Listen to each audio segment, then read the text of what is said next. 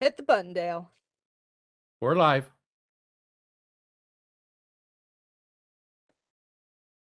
All right.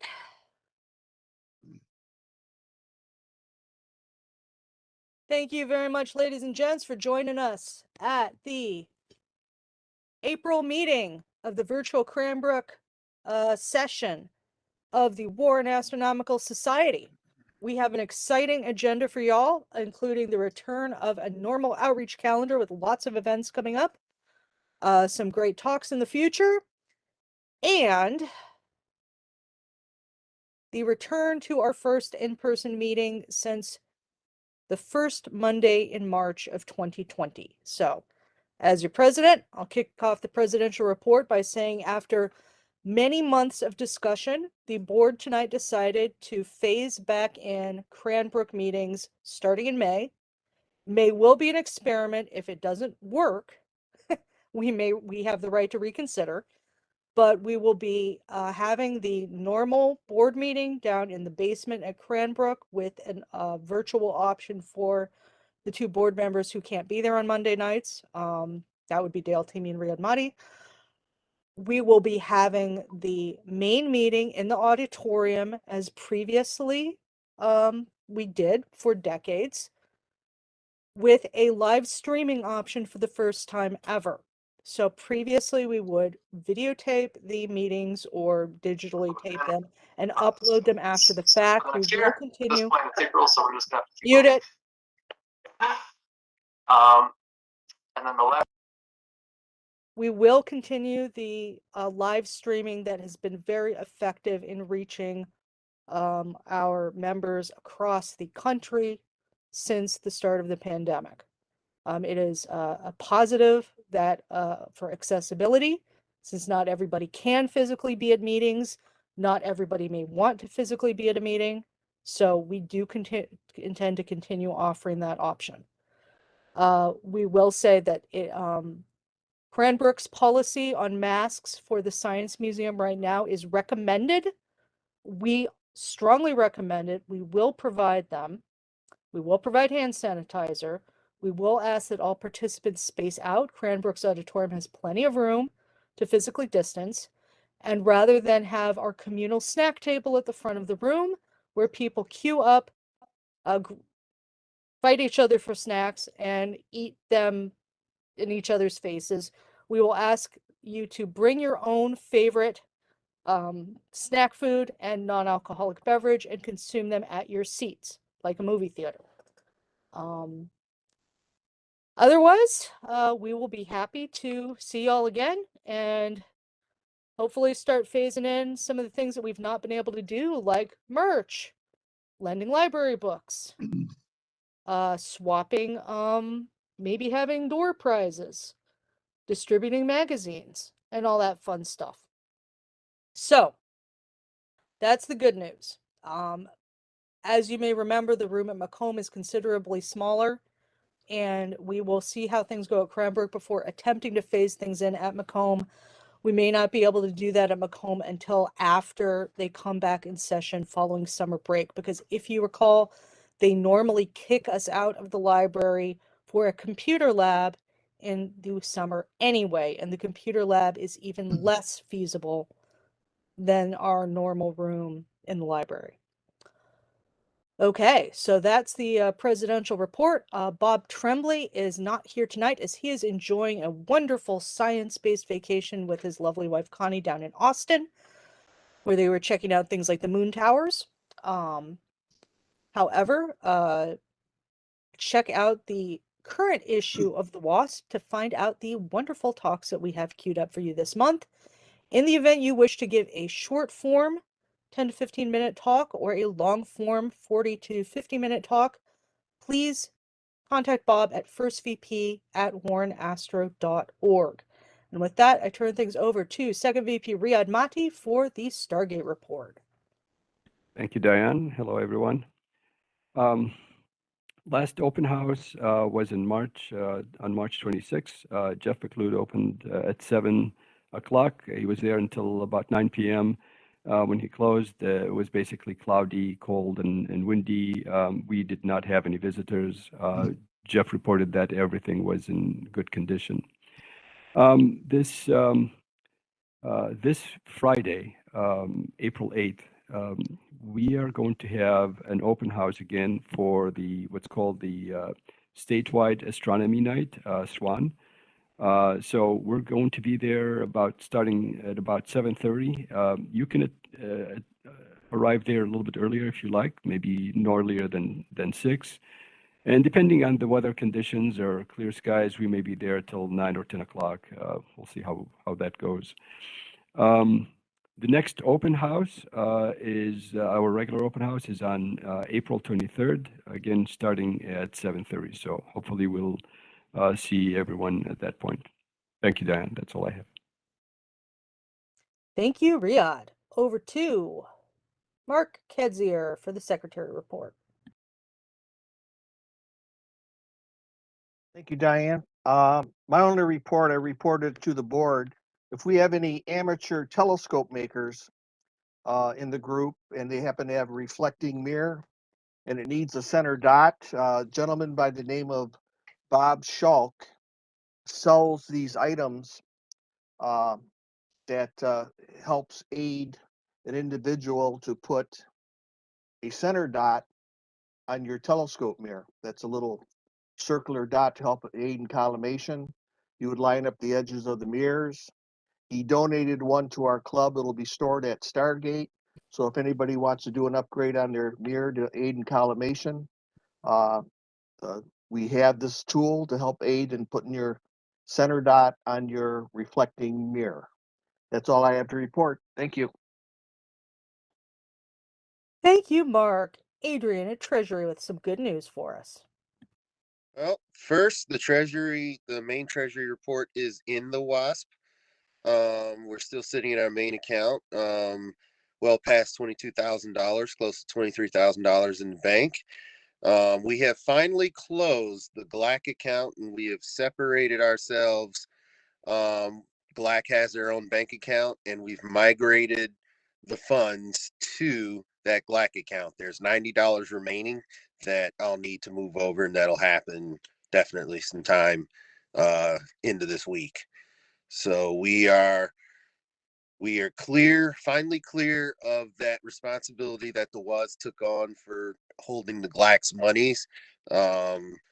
This GLAC board moved forward and have filed a 501c3 status for GLAC itself. So I hear it's a big milestone. I'm glad to have been your treasurer when that happened. So I will be running on that next year.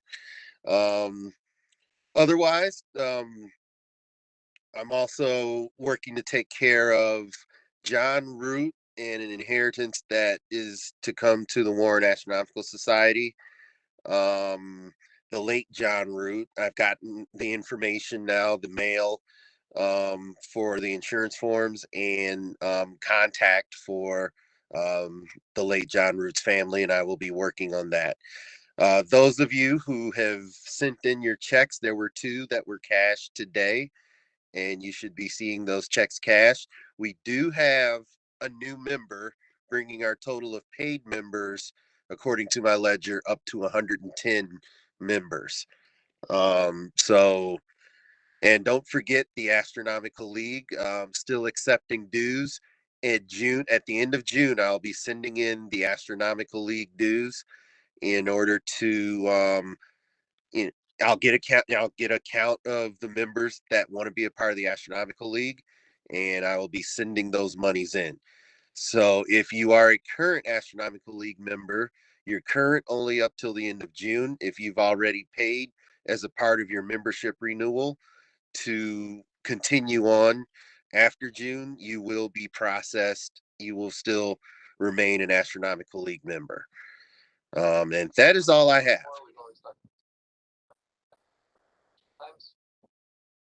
You, Adrian, and again, excellent news about the GLAC account. It is good to turn the page. And I say in every city, village, and town. If you cannot mute yourself, please take the conversation elsewhere until you can mute yourself. Thank you very much. Okay, where were we? outreach. And Kevin has a lot for us tonight. All right. This is maybe a little bit in competition with what's going on at the Wolcott, but there's also a astronomy, part of the statewide astronomy for this Friday. It's at Belle Isle, and I will send this out on the chat to everybody so if they want to check it out. It's at Belle Isle Nature Center this Friday from 8 till 10. There's on May 15th, 16th, there's a lunar eclipse, and it's very likely they're going to have a meetup at Cranbrook. They asked for support, so we'll get back to them and finalize that. So look for that, May 15th, evening of May 15th. There's coming up this summer. There's a party, a star party, Michiana Star Party. I'll be sending that. I'll send that also out on the chat. We'll put that in the WASP for next month. It's a site. It's about 35 northeast of South Bend, Indiana, and that came from Adrian. So if you have any real detailed questions about it, he'd be a good contact for that. There's a meetup for the Scouts at Wolcott on June 10th. Riyadh's going to support that, and I think Adrian. I'm not sure who else. Someone else. And then there's Rachel Davies from the Belleville Library is looking for outreach support for this summer, and I'll contact her. So the people in the outreach mail, after I get some details on that, I'll be sending something out hopefully next week. So that's what I have. So thank you, Dan. Thank you, Kevin. And so just because it's been a while since we've had any outreach activities like this, the Belle Isle Star Party is hosted by Wayne State. So we do not have to supply telescopes. If you want to supply telescopes, the Wayne State people will not object. It's a party. Otherwise, if you're not in a position to bring a telescope, just show up. Belle Isle is hoping to be recognized as an urban dark sky site. This has been something that my partner Jonathan and I have wanted to see happen for a long time, basically ever since they became a formal state park. And we had the opportunity to work with the DNR. Show up to let them know that there is an interest in that. So we will be promoting it later in the week, but definitely feel free to just show up and enjoy in one of the most beautiful state parks in Michigan. As far as the Cranbrook event that Kevin mentioned goes, that will be on us. That will be a Cranbrook event, the first public Cranbrook event since 2019, with the Warren Astronomical Society supplying telescopes. It's a lunar eclipse, so you don't need much in the way of specialty gear. Refractor, reflector, doesn't matter. So we will be hoping to drum up a good turnout for that, because it should be one of the easiest things to support. Completely outdoor, no filters needed, just show up, and we'll have to have somebody doing line management. But so we'll be promoting that a bit more next month. And statewide astronomy night, as Riyadh said, Stargate is also going to be in operation on Friday. Come on out. It'll be it'll be good to see people again outside, even if it's cloudy. So, okay. Over to Dale Teamy at Publications. Okay. The WASP has been posted online for the April issue. We're all set there. And work is commencing on the May issue, obviously. Meanwhile, next weekend is my big move date. So I'll be shifting locations on us. And hopefully I'll have a good internet connection at the new location for the Macomb meeting. Back to you, Diane. All right. That concludes the officer reports. As far as subgroup reports go, Bob's not here to do the honors on Soho. So if somebody could shove the Soho link there in the chat so everybody can appreciate the sun, that would be awesome. While that is happening, on to Double Stars with Riyadh.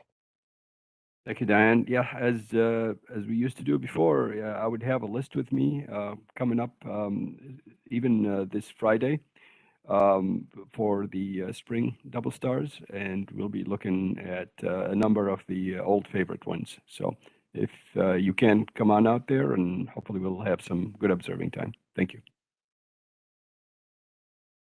Wonderful. Okay, history group. Any news?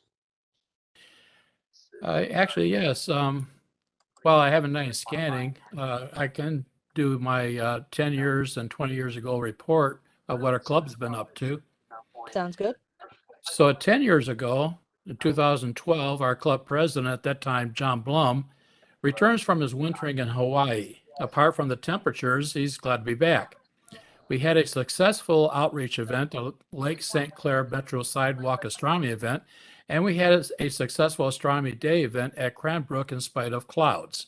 The board was looking to find a new telescope for Stargate. Spoiler alert, we found one.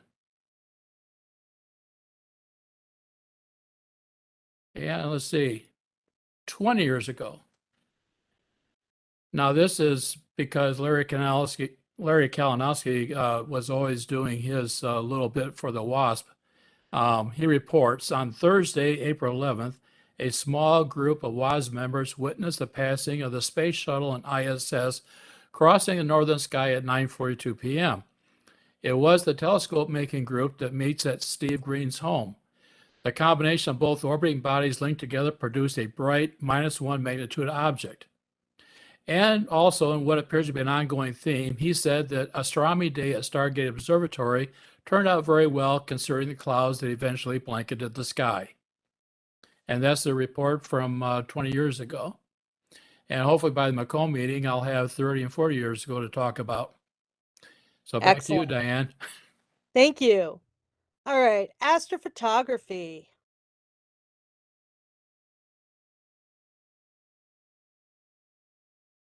Thought I saw one of our astrophotography co-leads earlier. Apparently not. All right, Well, I'll just do a brief please do. with the change in time, what doesn't change much is the coloration of the sky. Lately, I've been observing, it kind of falls into an observing report too. Most astrophotography is done when it is dead of night. Actually, coming from our old president, Stephen Agus, who recently rejoined the WASP, has come back.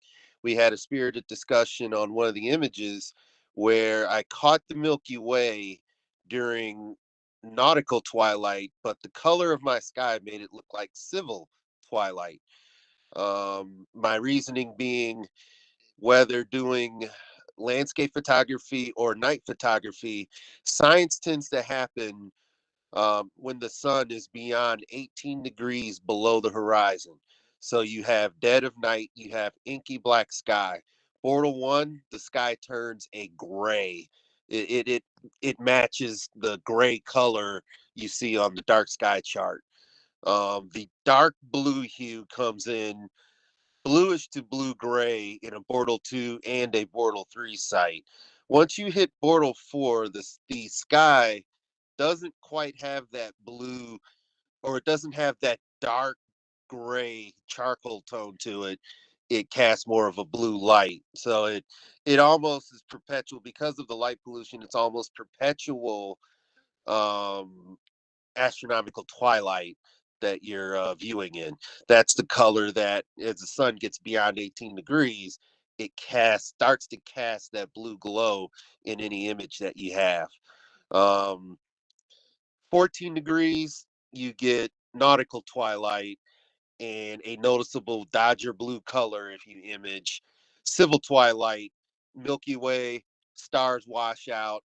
All you've got maybe are the brightest of planets, and headlamps are still on.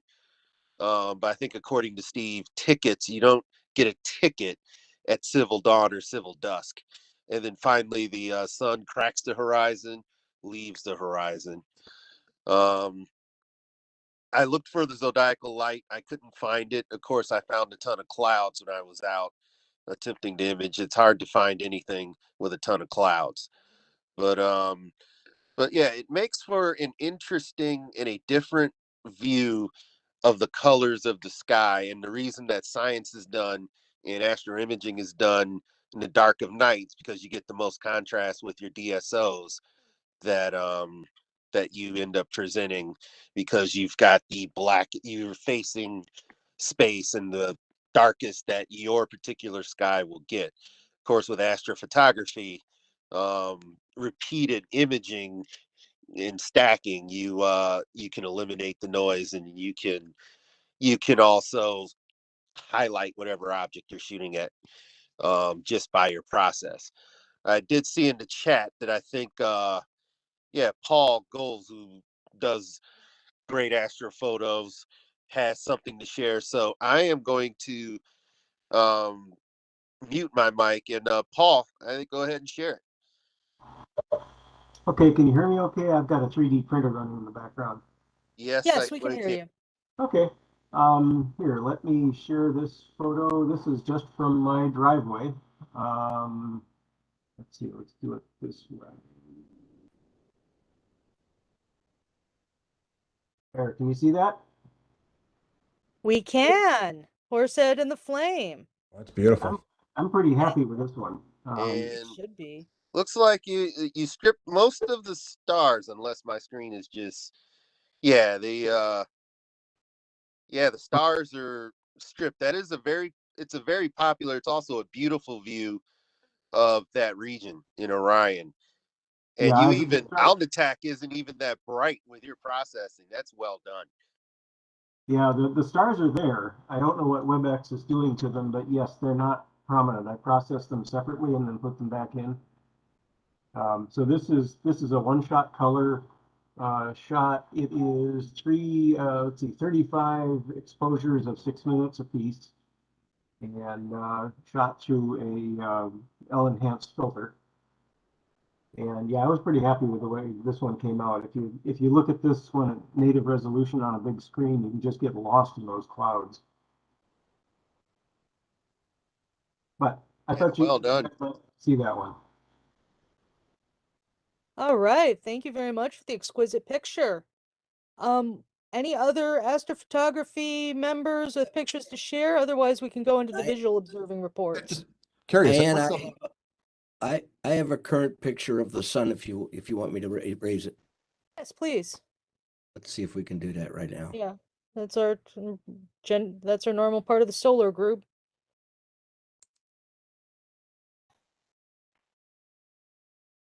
Ah, got some good spots there. Yeah, on the right side there. Pretty good. Thought you get a kick out of that. And it's pretty busy. Nice.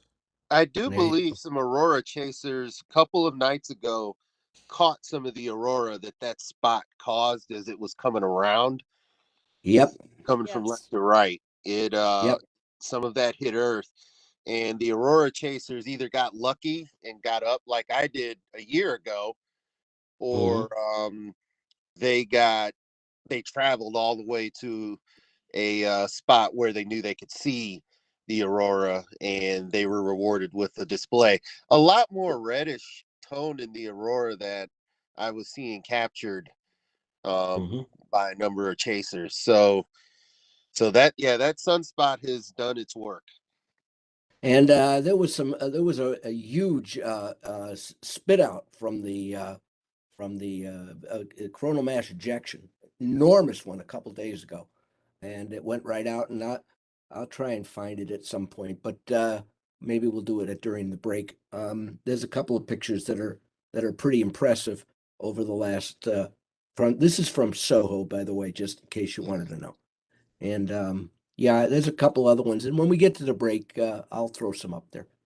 Okay, there you go. Yeah. I'm out. So I can quickly share before we go to the break, and I'll do it quickly. I'll share two photos. Does everyone see this picture? Yes. Yeah, that was like all last the rest year. of all the rest of you, they blow us away. Like all the rest of them you post, they just blow us away. That is what I was able to see from the thumb of Michigan. So I traveled 2 hours and some 40 minutes. There's a lighthouse behind me where I'm standing, Point O'Bark Lighthouse Park. And the lighthouse is behind me when I'm looking at and taking this shot. I took a lot of shots that day. chances are this happened again a couple of nights ago at 3 a.m. I had already driven home. I went there. I will quickly share one more image. I was discussing civil and nautical twilight, and this image kind of displays it is actually nautical twilight, but when Stephen Agus saw the photo, he mistook it for civil because it's got that color as if, you know, it's civil dusk. It's bright. But when you're doing a long exposure photo, to capture any part of the Milky Way, it has to be at least nautical twilight heading into astronomical twilight, because that's the only time the Milky Way will show up. And it's dark enough here to be able to capture that. This is a Bortle 3 zone, and I was able to get it. So it was confusing, but after we discussed it, we came to the conclusion that, yeah, the sky is this color in an image because of a long exposure. If I wanted to do this more correctly, I would do some processing to darken the sky a bit, and then it would look a little more, you know, the way that nautical twilight looks. But it's interesting, and it's a different approach to the typical type of imaging that I've been doing, you know, night sky imaging, waiting for it to get dark and, you know, framing the Milky Way up against something. It's a different sort of chase. So there. We have Doug Bach here. No, I don't see him tonight. I do see Dale Hollenbaugh. I figure we'll go on break. Dale, Yeah. Go ahead. Oh, I'll go on all mute. right. So Jerry I've had a Dunford. really dry spell. I haven't taken a single astrophoto in months. So Okay. I was starting to say, I and the put some visual pictures report up? though. Sorry, I put some pictures up on the Facebook page for the group. I don't know if anybody took a look at them.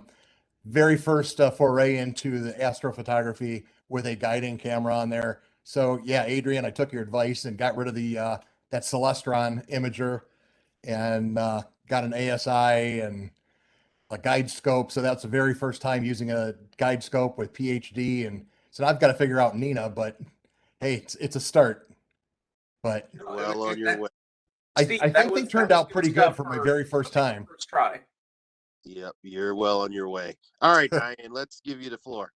Yeah, so we've got a longer than usual short talk tonight. So Jerry Dunford gave us a heads up that it's going to be about 25 minutes instead of 15. So let's have a few brief observing reports and then on to the short presentation. I see David's hand up. Sir, take it away.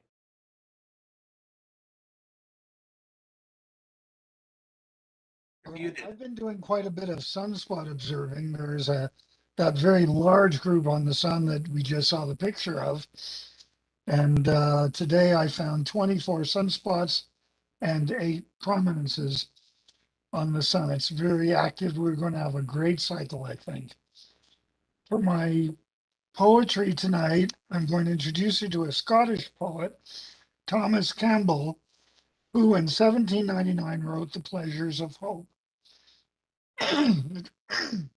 It kind of reminds me of the pictures that we just saw and the pictures that Adrian was telling us about when the sun goes down and the stars begin to appear.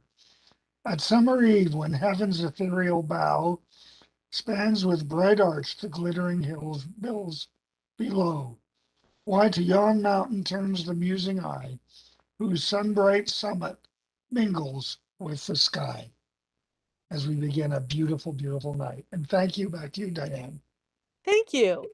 Any other observing reports right quick? Dale Hollenbaugh. So I just got my first view of the sun using an H-alpha telescope. I bought myself I got a telescope on the Cloudy Nights Forum used. It's a Lunt solar system. I think that's what they call it, Lunt Solar Systems brand. Refractor H-alpha filter, and it was a spectacular view for the first time. I've had it for about 2 months, but it's just been a dreary winter, and been nursing a sprained knee, so I just haven't gotten out in the snow or anything like that, even though there's been a couple of days possible. Anyway, last week I got a couple of hours to view it, and I saw prominences, spots, filaments. It's quite active. And my wife came home, and she normally doesn't say too much about astronomy stuff, but she took a quick look, and her response was, "It was freaking awesome." So that's high praise for her when it comes to astronomy. She normally like, that was neat, and moves on. So I hope to get the camera stuff set up and get some good images. It's just visual for now. First light, I guess you would say, for that. So I'm excited with that. It's actually my first view of any astronomy stuff, probably in about 4 or 5 months. Very good. All right. Well, it's 8 o'clock. So let's move into the short talk. So normally I would yield the floor to First Vice President Bob Tremblay, but since he is not here tonight, I get to introduce our speaker, Dr. Jerry Dunifer, Professor Emeritus from Wayne State University, world traveler, a man who has taken us on tours of some of the most fabulous telescopes around the world, up to and including Antarctica. So Jerry has a wealth of experience with astronomy in academia and a wealth of traveling history that he's been happy to share with us over the years that he's been with us. And he's also got a pretty sweet boat, I have to say. So looking forward to what he has in store for us tonight. Take it away, sir. Okay, thank you, Diane, and good evening, everybody. Let me get my screen up and running.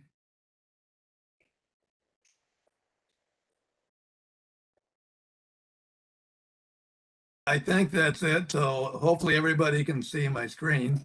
We're good. Well, I'm going to talk this evening about an event which happened back in 1976 called the Mars-Epsilon-Geminorum Occultation. This is like a total eclipse of a star.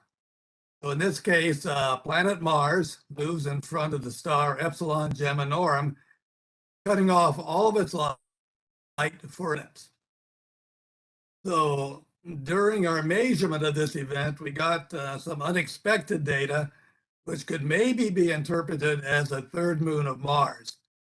We'll see. So I should thank a few people who helped me put this talk together. This includes Mike Pattison, who at the time was a postdoc working in my lab and helped with the collection of the data.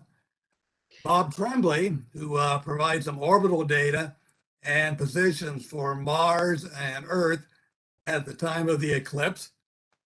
Kathy Miglia and Paul Drawlist, who helped me prepare some of the slides I'll be showing. And then Wayne State University's obtained some old copies of publications, which I used. So we'll start out down in the Wayne State campus, outside the physics building. David Levy will recognize this building because on 2 occasions, quite a few years ago, he very kindly came down to our campus and gave us 2 talks on their discovery of Comet Shoemaker-Levy 9. First talk was to a physics department colloquium, and the second talk was to the Junior Science and Humanities Symposium, which was arranged for local 11th and 12th graders. Just point out that this is one of the 2 observation domes on the roof of our building. And the measurements that we took back in 1976 were made from the roof of this building. So up on the 2nd floor, carefully preserved for the last 46 years, is the record of this occultation and perhaps a hint that there might be a third moon of Mars. We'll see. So inside the building, 2nd floor in the southwest corner, we go down the hallway a couple of doors.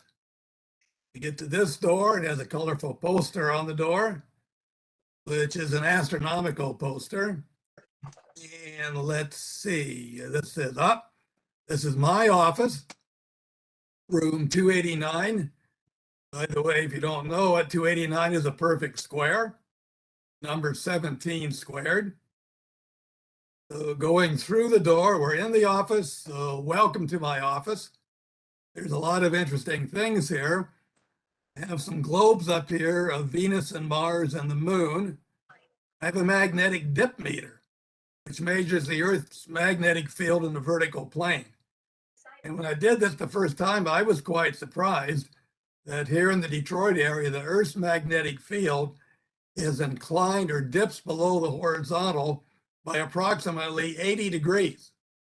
That is, it's almost vertical, relatively little horizontal component that lets your compass point to the north, magnetic north. This is the remains of what was at the time the world's most sensitive millimeter wave transmission spectrometer. And sitting next to it is an example of a metal that we once studied. This is the highest purity potassium in the world, which we obtained by ultra-high vacuum distillation over about a month's time. And over here we have, this is the cryostat. This is part of that spectrometer, which we put samples down here in the center of a superconducting solenoid where they can experience magnetic fields up to 60,000 Gauss. The Earth's field is half a Gauss. And where the temperatures can be cooled down to about 1.3 kelvins. And just an example of one type of data that we took, I'll just show this photo. These are standing spin wave modes in high purity potassium at 1.3 Kelvin, 28,000 Gauss. And these are carried by the conduction electrons within potassium metal. Okay, getting over to the astronomy area. The data I'm going to talk about tonight is just below my blackboard here. This is data for the beginning of the occultation. This is beginning at the end of the occultation. We'll look at that in some detail. So this is the constellation of Gemini, the twins. And here are the twins, Castor and Pollux, from Greek and Roman mythology. And here is the star Epsilon-Geminorum right here, also sometimes called Mabsuda. This star has a visual magnitude of plus 3.2, so it's not a particularly bright star, but fairly easily seen with the naked eye, at least in dark skies. This star is about 840 light years away. It has a luminosity about 8,500 times that of the sun. It's classified as a low luminosity supergiant. The blue line that you see is the ecliptic and represents the plane of the Earth's orbit around the sun. The plane of Mars orbit is inclined to the plane of the ecliptic by about 2 degrees, which allows it, from our perspective, to move up in this part of the sky and, in fact, move across Epsilon-Geminorum, which is often just called Epsilon-Gem, short. So I was first reading about this occultation back in the March issue, March 1976, of Sky on Telescope. So this is that issue. What caught my attention was the first paragraph where the authors mention that Mars occults a star this bright only once every 400 to 500 years. But a pretty rare event. And that type of research we were doing with the transmission spectrometer and high purity metals was keeping us very busy. We were working about 60 hours a week for months. And so at first didn't think we had time to try and measure this, but seeing how rare of an event it was, we thought, well, we'll just make a little time. And we did. So there's a table here, a couple of figures we'll take a look at. In the table, they give the times of the beginning and the ending of the occultation. They don't do it for Wayne State or Detroit, but they do it for Toronto and Washington, D.C.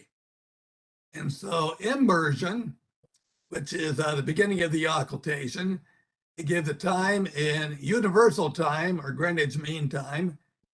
They give the position angle, which is where the star crosses the limb of the planet Mars.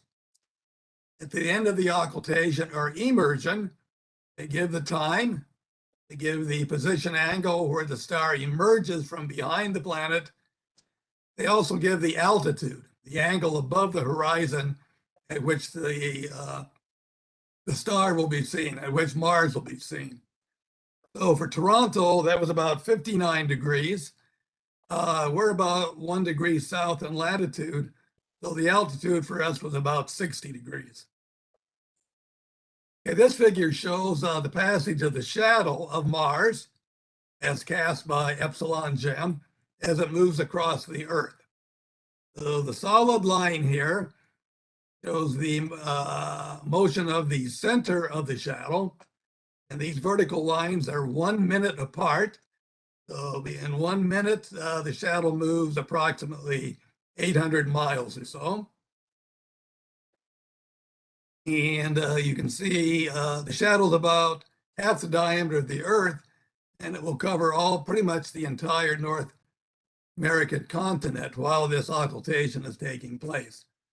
So Detroit is going to be approximately in this vicinity here. Now, as seen through a telescope, one would see Epsilon-Gem passing behind the disk of the planet. So this is Mars, about 90% illuminated at the time. So you can see the dark portion of Mars over here. And you can see the motion of the star across or behind the disk of Mars. So this is Washington, D.C. And in this case, it almost goes through the center of the shadow. For Toronto, the line goes this way. And for us in Detroit, we're going to see the star moving along a line between these two, closer to the Toronto line. So thanks to Bob Tremblay, he got this from an online orrery for me, which shows at the time of this occultation, this was a location of the various planets. So here's Earth, here's Mars, and looking towards Mars, we're looking this way towards Epsilon-Geminorum. And again, thanks to Bob Tremblay, another oblique view of our solar system at the same time. In addition, Bob Tremblay got this data for us. He found NASA's Jet Propulsion Lab's Horizons Online Solar System data. On the date, April 8th, of this occultation, in a Cartesian coordinate system, he got the position of the Earth and Mars, and also the velocity of the Earth and Mars. And I have made a plot, graphical plot, of what the situation looked like. So I'm putting here the sun at the center of my coordinate system. Earth is here, indicated by this radius vector. Mars is up here, indicated by this radius vector. The red dashed lines show the velocity, according to the scale down here. This is the velocity of Earth with respect to the sun, and this is the velocity of Mars with respect to the sun. Now, since we're going to be observing the occultation from a moving Earth, it'd be nice to know the velocity of Mars relative to the Earth, and that's easily calculated. We can get the velocity of the Mars with respect to the sun, then add on to that as a vector the velocity of the sun with respect to the Earth, which is simply the negative of this vector, and that's up here. We add these two vectors together, we get this one, which is the velocity of Mars with respect to the Earth. And finally, I can take that velocity vector and look at two components, one which is parallel to the line of sight from Earth to Mars and on out to Mars-Epsilon-Gem, and one which is perpendicular. So the perpendicular tells us how fast Mars will be moving past Epsilon-Geminorum from our point of view. And just by measuring this with scale, we see that this velocity of Mars relative to Earth, perpendicular to the line of sight, should be 22 kilometers per second. That's a number we're going to be able to measure.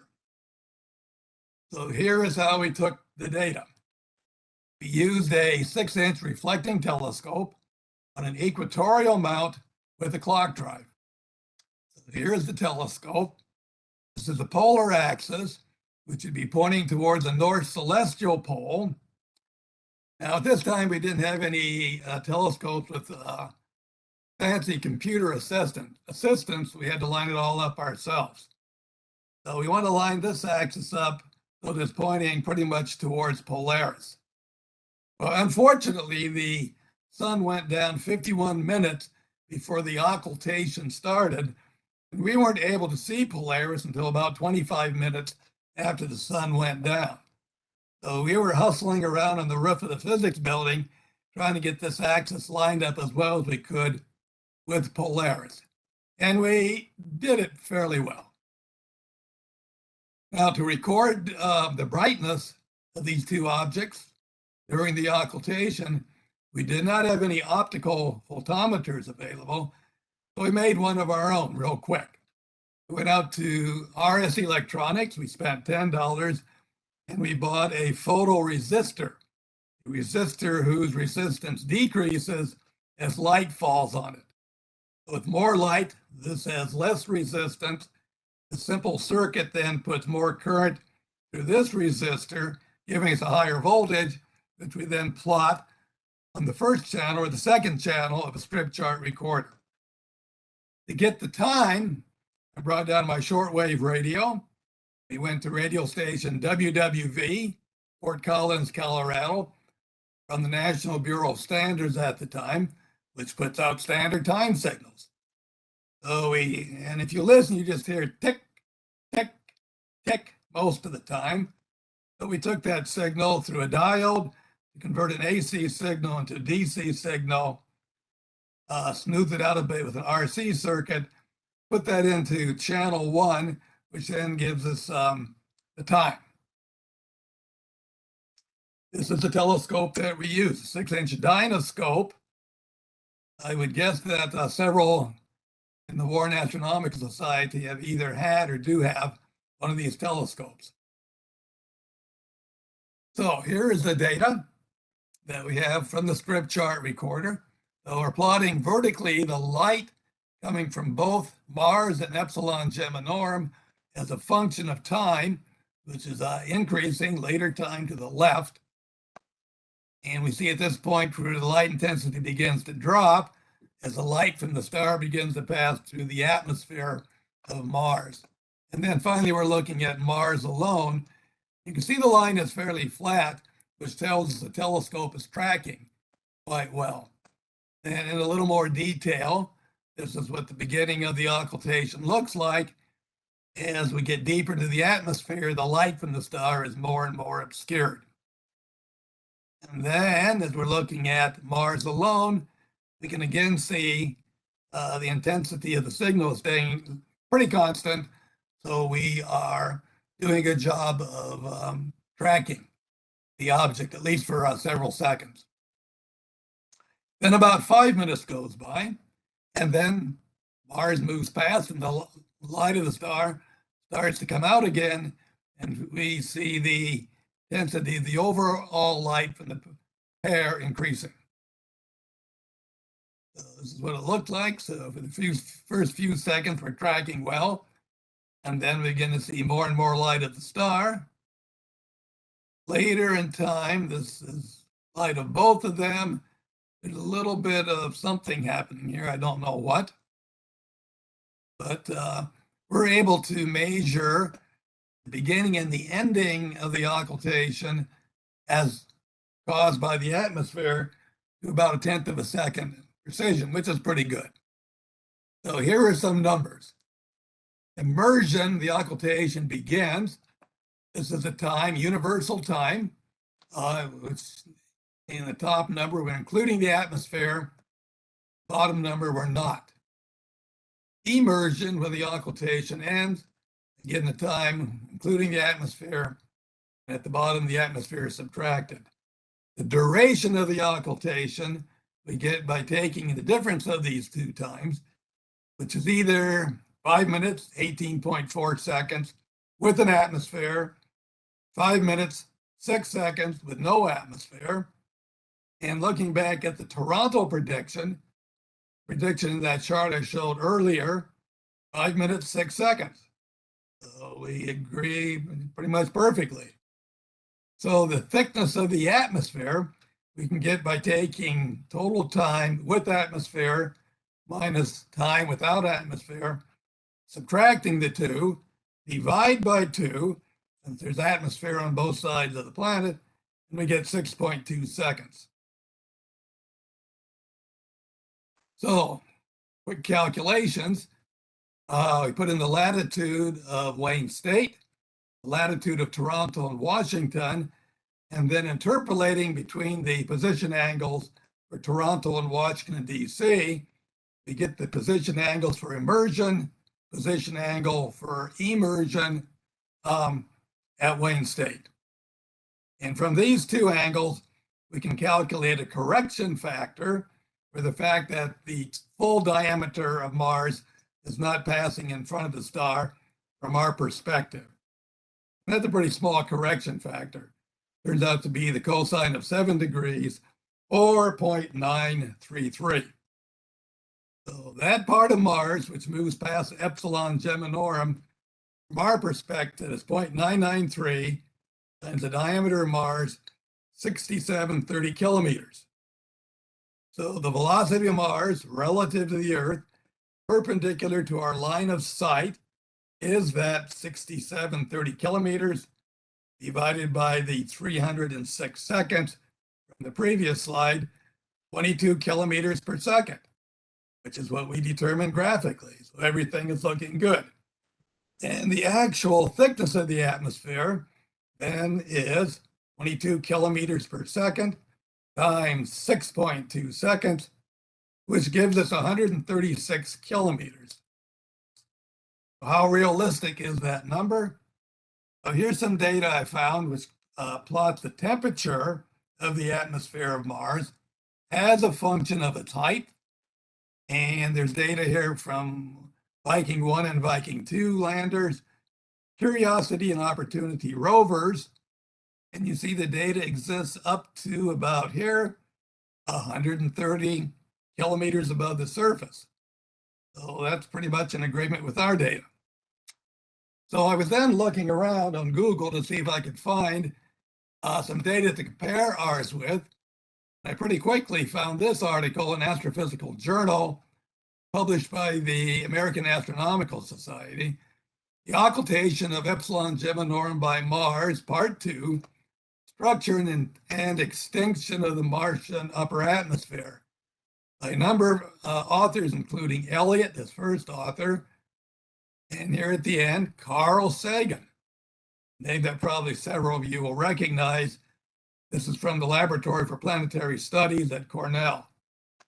So as they observed this, 3 different wavelengths with a 4 millisecond time resolution for a 91 centimeter telescope up at the NASA Kuiper Airborne Observatory. So they're observing this from a flying plane.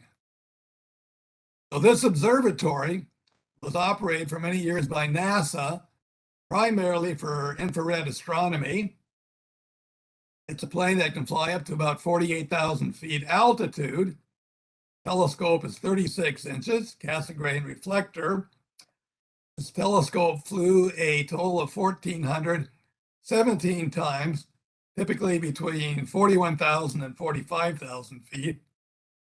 And altitude was retired in 1995 and has since been replaced by Sophia, carried by a bigger plane with a bigger telescope. So this is the Kuiper Observatory. Telescope is looking through this opening in the cabin roof. Another view of the telescope. And this shows you a sketch of what's inside the plane. This is a 36-inch telescope control panel over here. And this is the information about the data they took. They were located over the Atlantic Ocean, 300 miles east of North Carolina, at an altitude of 41,000 feet for the duration of the event. They were heading almost due north, slightly east of north, at a velocity of 490 miles an hour, which is 0.22 kilometers per second. And you should note that this velocity is 1% of the velocity of Mars across Epsilon-Geminorum, 1% the shadow velocity. Their velocity is almost perpendicular to that of the shadow, which means if you calculate the effect of their motion, it's completely negligible, which means it's possible for us to compare our data with theirs, even though they were moving 490 miles per hour. They use the same time standard, WWV, and they carried out their observations at 3 different wavelengths. So here is their data. Time now is increasing to the right. So looking at both objects, and then as Mars moves in front of Epsilon-Gem, light intensity drops. Right here, you see what they call a central flash when they're flying through exactly the center of the shadow. And then on the other end, the intensity picks up again as both the star and the planet become visible. And this just shows you in a little more detail the immersion as the occultation begins. And they see some oscillations there, or spikes as I call it, which we did not see in our data. And this is the result for the occultation coming to an end in their data. And their article is 19 pages long. In that article, they do with a complicated mathematical analysis.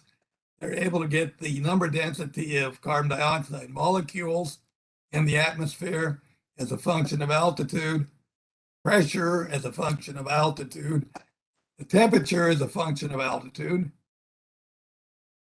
And so we thought, well, we ought to compare our data with theirs. And so I have done that. So our data is the red curve here. And we have matched them at the 1/2 light point. We're seeing half the light intensity of the star. Now they see the beginning of the occultation about 55 seconds later than we do, because they're about 750 miles to the east of us out over the Atlantic. So we move things in time until our data and their data match here at the 1/2 light point.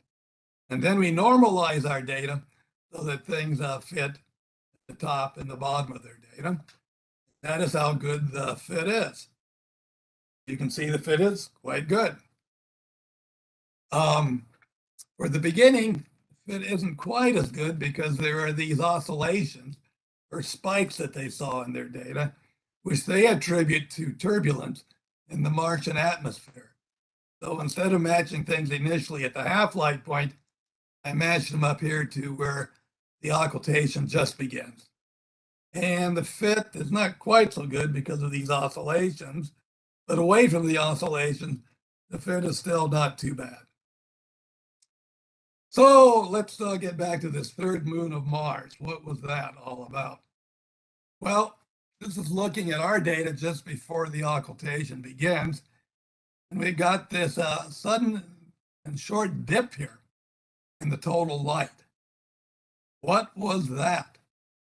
Well, it could be another object out near Mars, because this occurs very close to the Martian atmosphere. I will remind people that things have been discovered via occultation. For example, these are some of the rings of Uranus, planet Uranus. They were discovered when Uranus occulted a star. These are the rings of Neptune, also discovered by an occultation of Neptune with a star. So here's this bump that we have. What could that be? Maybe it's one of the moon. We know Mars has two moons, Phobos and Deimos. Maybe it's one of those. Here's Phobos, here's Deimos, with dimensions of 10 kilometers, 20 kilometers or so. So the duration of that bump is about 0.6 of a second.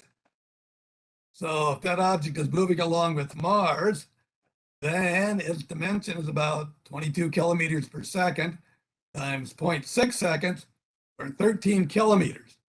That is the approximate dimensions of Phobos or Deimos. However, we looked up their position and they did not seem to be in the right place for that to be the case.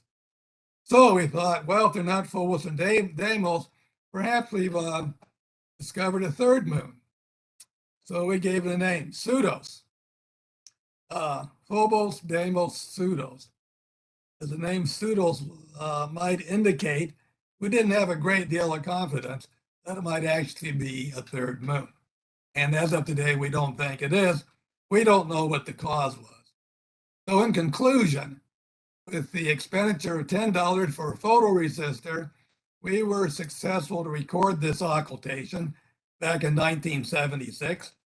We got an approximate thickness of Martian atmosphere, which is pretty close to what it is.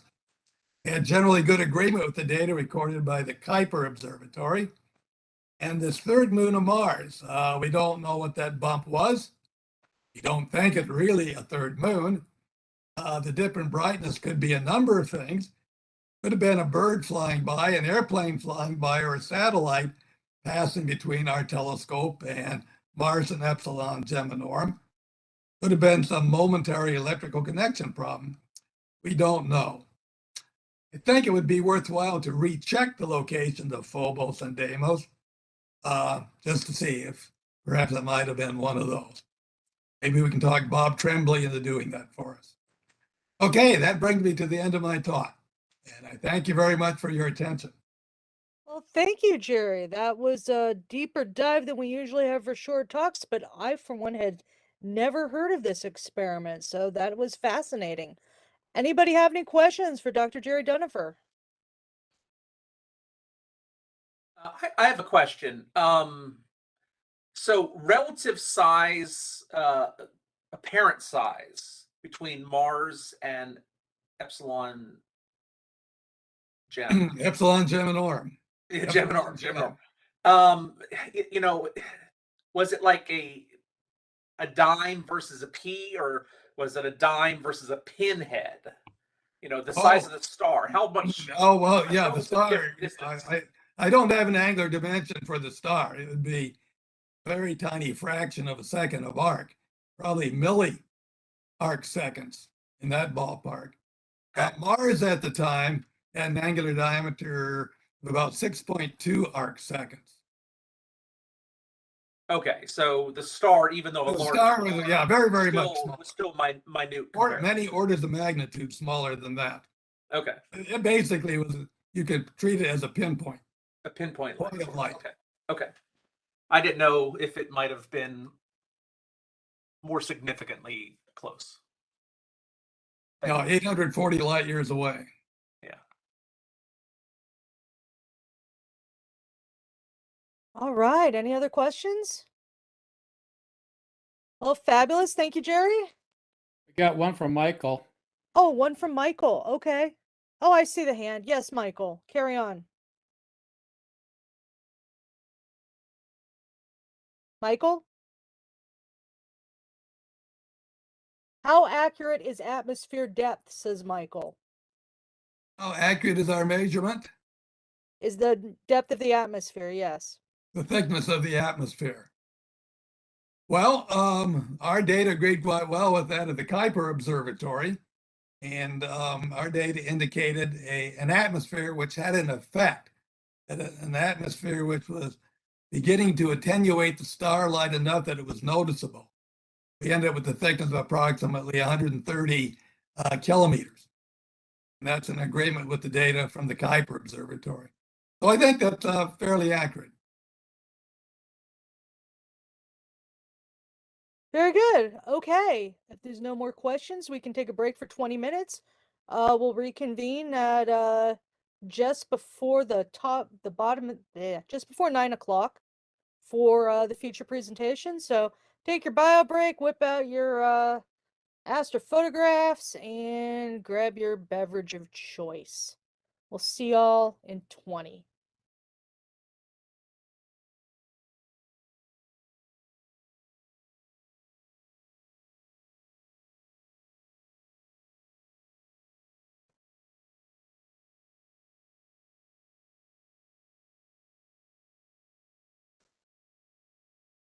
Professor Dennifer, just maybe one question from my side. Yes. Did the other observation detect any hint of that dip that you found? Anything close to that at all? No, nothing like that at all. Thank you. Yeah, that dip is a mystery to us. We don't know what it was. And the duration of it, if it was a real object out there, was effectively 13 kilometers, something in that ballpark, which could have been one of the moon of Mars, except it didn't. Those two moons did not appear to be in the right place to give that dip. That's something I want to double check again, because the data that we took has only been analyzed, in fact, in the last month. We were very busy working on other research projects, so we took the data, we sent it off to a place in England, I think at the Greenwich Observatory, which was collecting such data. But we never published the data. We never really analyzed the data because we were too busy with other things at the time. So when I thought I would give a talk about this, that's when I first took a serious look at the data and did a little bit of analysis, which I was talking about just now. When did they say you got all that sensitivity right out of that little small resistor, photoresistor? I mean, how did you amplify the signal so much? We did no additional amplification. We took the voltage drop off that resistor and straight into the strip chart recorder. The strip chart recorder is able to record a range of different voltages from a few voltages down to a few millivolts. And we were able to select a battery and a resistor, which gave us the current that we wanted, that we could easily plot it with that strip chart recorder. No additional amplification. Oh, it's amazing. Okay, thank you. Yeah, we did all that in 2 days. 2 days before the occultation, we decided that we would try and record it. We started scrambling around to see if we could find any instruments. And the one thing we didn't have was an optical photometer. So we went out to Ars Electronics, bought a photoresistor. That did it. That wasn't the best optical detector, actually, because we could have, we'd had a little more time to come up with something which had a faster time response. Our time response, I think, was at the order of 1 to 2/10 of a second. But in the 2 days we had, we got it done. Yeah, that's amazing. Thank you. Yeah. What is the time between that you were saying 400 and some odd? Well, how many years did you say that the possibility of that very similar thing occurring again? What did they say? 400 and what? In the article, they said that Mars occults a star this bright only once on average every 400 to 500 years. Wow, that is something. So it's a fairly rare event. Mars occults other stars from time to time, but they're much fainter. Much fainter. Mm-hmm. So in fact, this is the only time in the historic record that Mars has been observed to occult a star this bright. Mars is pretty tiny too. You know, it's like. Well, Mars was 6 seconds of arc, yeah, in diameter seen from the Earth at that time. Yeah. Wow, that is something else. That's a great presentation, Jerry. Really enjoyed it. Yeah, but on that special occasion, the center of Mars lined up exactly with the center of Epsilon-Geminorum. So that's a rather unique time. I would say. Victor will not, Victor does not seem to want to mute his thing. Keeps popping up. Yeah, what keeps turning my mute off automatically? Yeah, well, because you're the only one that's flashing up and showing us. So. Oh, I think I know why. When you disable the mic and re-enable the mic, it turns itself back on.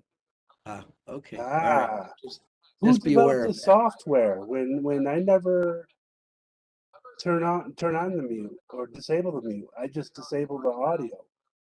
But when Okay. you re-enable Well, the mute is what audio, Hit geez, these that are mute idiots who button. don't know how to program.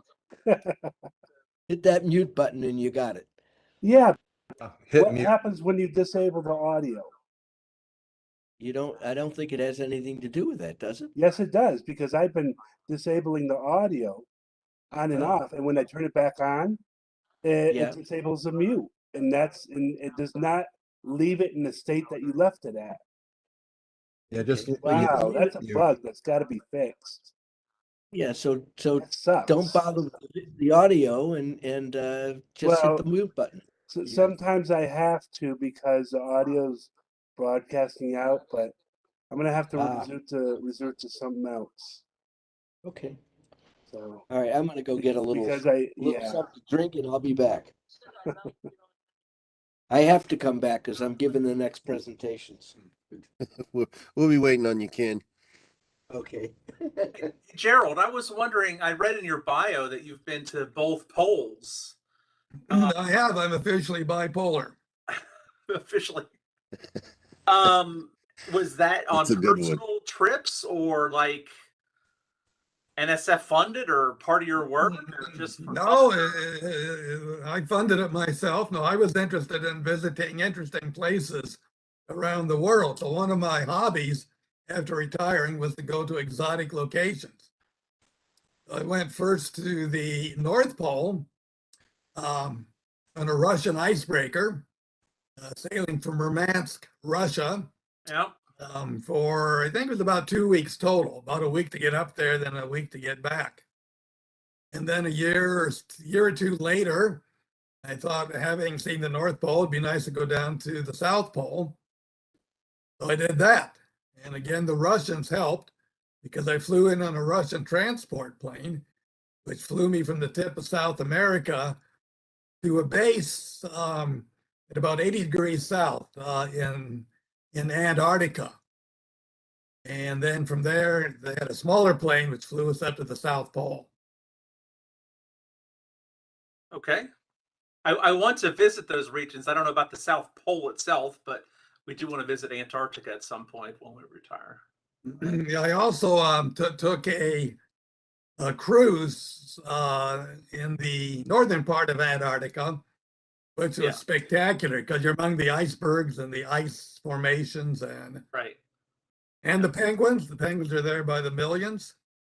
That was very interesting. That's on our bucket list.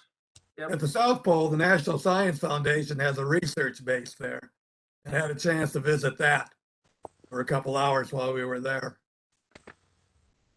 Fascinating.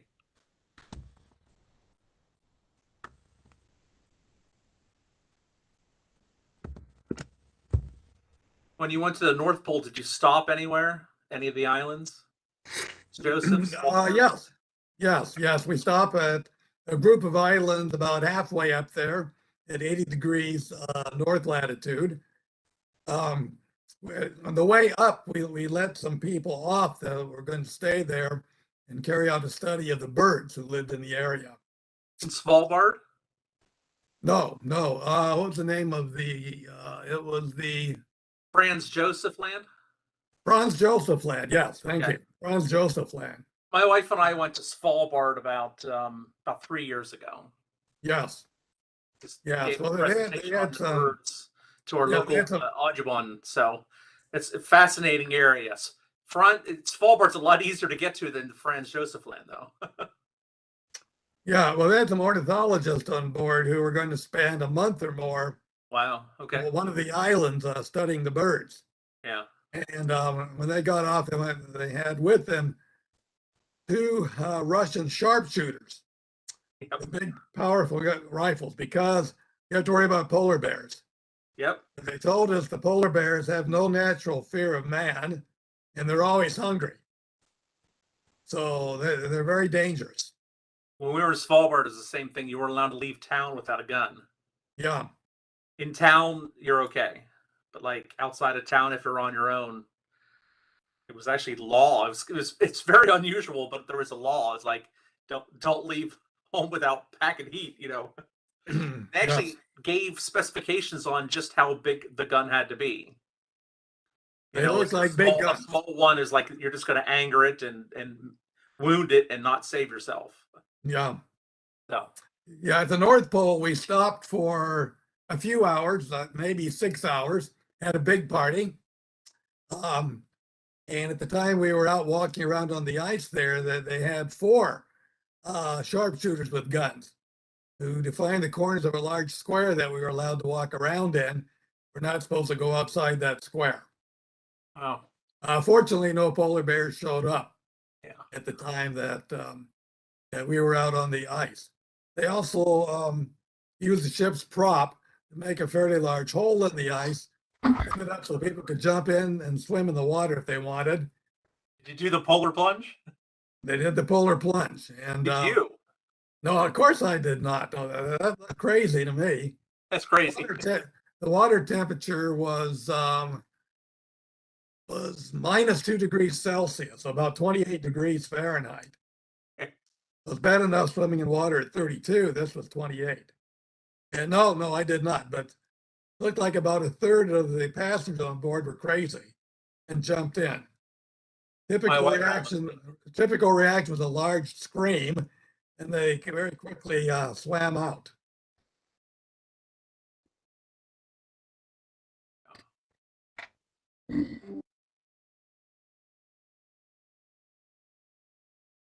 Thank you. I have another question about the presentation, if I may. Yes, Riyadh. You said it was about 6.2 or something like that arc second, the diameter of Mars at the time. Yeah, Mars 6.2 arc seconds at the time we saw it. Right. So and the thickness of the atmosphere is 136 kilometers. Yes. If I consider the diameter of Mars and at 6.2 arc second, we're talking what, about, I think, 0.124 arc second then is the thickness of Mars in the telescope, thickness of the atmosphere of Mars. Oh, the atmosphere is a very small fraction of the diameter. Right. So it'll be like about 0.124 arc second in a 6-inch telescope. The telescope was not used to get any photographic data of any type at all. It was simply used as a light collector. Right. They were collecting the light from these 2 objects. Right. So the starlight basically going through a little over 1/10 of an arc second was dimmed enough that you can still detect it. I'm not sure where the 1/10 of an arc second is coming from. Mars itself was 6 arc seconds. Its diameter is about 4,000 miles. And so the thickness of the atmosphere is in miles less than 100. So that's the 40th diameter of Mars, roughly. So 40th of 6 is something like 1/7 of an arc second. Okay. I think I was trying to do it through kilometers and okay. Well, anyways, it's amazing that so we're not you can physically still seeing any Right. feature. We're just measuring intensity of light as the atmosphere slides in front of the star. Right. Well, what I'm saying is the atmosphere thickness at that distance and where Mars is only 6.2 arc seconds. Yes. Is incredibly thin, a small slice of an arc second, about 1/10 of an arc second or so. That's right. I calculated, but Yes. yeah, and you could still detect it. Yeah. Oh, yes. Yeah, incredible. Thank you again. You're welcome.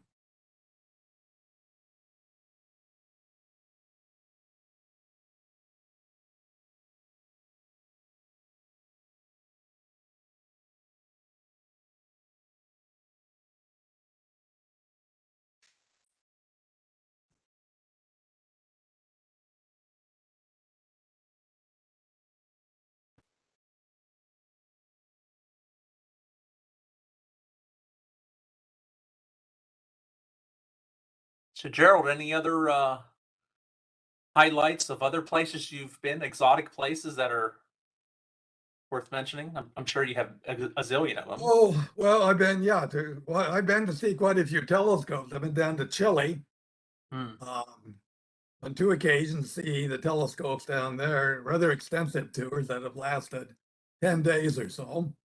The Atacama Desert, there's a clustering of telescopes around that. Can people just go there, and do you have to arrange a special visit or tours, or are there companies that deal with that? When I was there for the telescopes, I was on a tour. The tour was sponsored by Sky and Telescope magazine. Okay.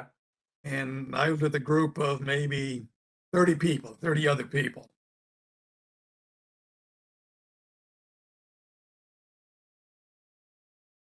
No, if you were spend some time in the on your southern own, hemisphere if you were to show up on your own, I think you'd have a little trouble getting to these telescopes because they have gates and guards and fences and things like that. Right. So you have to get permission to go through. Okay. I've been to the equator. I've been to the Galapagos Islands, which was quite a magical place, I thought. We've been there. On the Galapagos Islands, we had a geologist who had been hired to talk to us about the geology of the place, of the various islands that we were visiting. And she does this for a living, and she'd been all over the world. And I had asked her, where's the most interesting places? I asked her, where should I go to visit that you would consider the most interesting place in the world? And she suggested I go see South Georgia Island down near Antarctica. She said she found that most fascinating both in terms of its geology and also the history of the place and the incredible animals and plants. Yeah, bird life, fantastic. So did you go to South Georgia on your cruise to the peninsula? Well, we saw a few birds going down, but we didn't see. We weren't anywhere near South Georgia Island.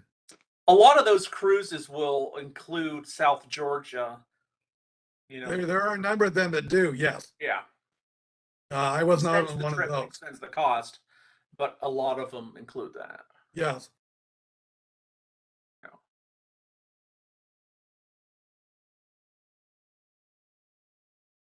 Yeah, I went from the tip of Argentina straight down.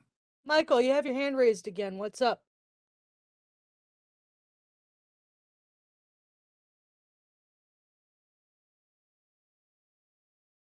Got a question?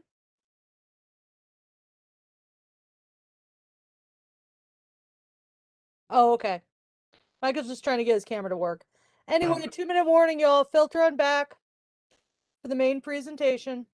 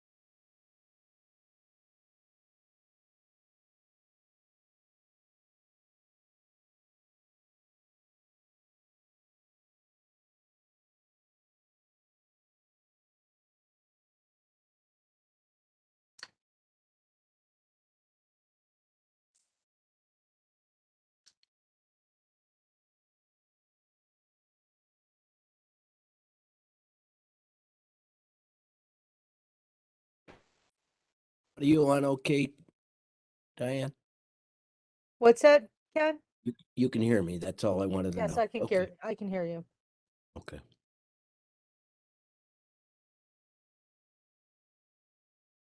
Just happened here. Hold on a second.